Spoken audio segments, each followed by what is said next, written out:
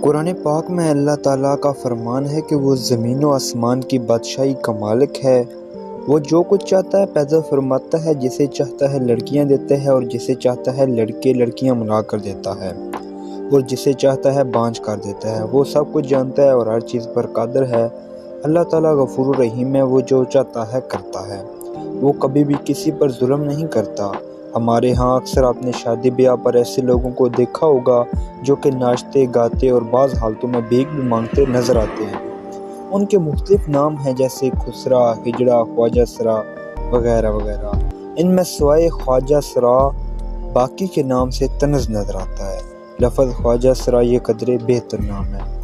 یہ نام ان کو مغل بادشاہوں نے دیا تھا۔ فارسی زبان میں افسر کو خواجہ اور محل کو سراں کہتے ہیں، لہذا اس سے مراد ہوا محل کے افسر۔ لیکن یہاں ایک اہم سوال آپ سب کے ذہنوں میں آ رہا ہوگا کہ تیسری جنس کے لوگ پیدا کیسے ہوتے ہیں؟ جہاں تک تحقیق کا تعلق ہے تو انسان کی جب پیدائش ہوتی ہے تو بچے کے جنس کی تعین کے وقت مرد اور عورت کی کروموسومز آپس میں ملتے ہیں۔ ان میں سے کچھ کروموسومز ایسے ہوتے ہیں جو کہ جینز کا تعین کرتے ہیں۔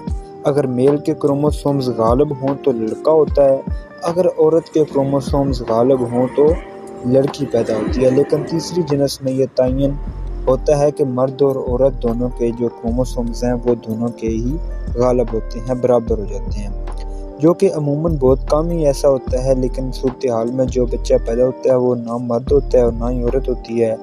یہاں ایک بات جو کہ بہت کم لوگ جانتے ہیں کہ تیسری جنس کے اندر بھی میل اور فیمیلز ہوتے ہیں۔ ان کا تعین ایسے ہوتا ہے کہ تیسری جنس میں فیمیل کروموسومز اگر میل کروموسومز پر دوبارہ غالب آ جائیں تو فیمیل خواجہ سرا کہلاتے ہیں۔